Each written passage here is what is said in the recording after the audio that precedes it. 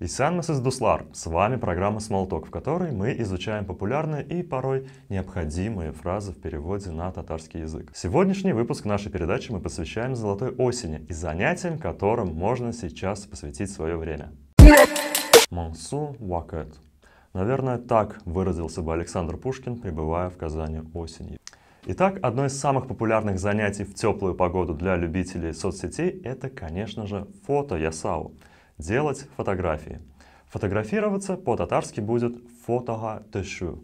Ну и пока стоит хорошая погода, нужно бы успеть саралы кызылы яфраклар белән фотога төшергә мөмкин.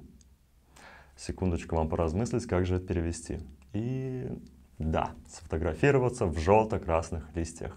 Главное, что все это будет проходить саф хавада, на свежем воздухе. Саф хавада ереп алурга — прогуляться на свежем воздухе. Осень ассоциируется не только с падающими листьями, но и с дождем. И это, наверное, в первую очередь. Янгар ява — идет дождь. Но чем же заняться в дождливую погоду? Правильно. Янгарлы кичте яхши фильм карарга. В дождливый вечер посмотреть хороший фильм. Ну или почитать любимую книгу Яраткан Китап Укарга. Ну и, конечно же, нужно сходить за грибами. Гымба жию барарга. Только важно помнить, какие грибы можно собирать, это ашарга яраклы гымбелер, а каких следует остерегаться, агулы гымбелер. Кстати, вот название некоторых грибов. Ак гымбе — белый гриб.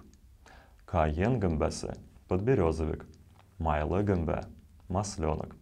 Дунгыз гымбесе — свинушка. А вот как вы думаете, что это за гриб? Этеч гымбесе. Нет, это не связано с петушком, это лисичка. Такой вот любопытный вариант. Ну и самый красивый гриб в осеннем лесу, король всех фотографий, шибен гымбасе. Это мухомор. Такие вот осенние дела, друзья. До новых встреч.